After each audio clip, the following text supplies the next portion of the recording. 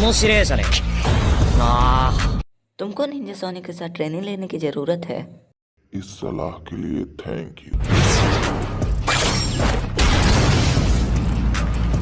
क्या? मुझे यकीन नहीं होता तुम हर बार चूक जाते हो।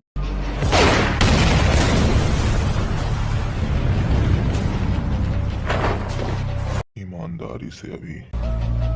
अब मैं हैरान हूँ, क्या तुम गोजो सातोरू के ब्लड लाइन से हो, पर तुम्हारे बाल क्यों नहीं हैं?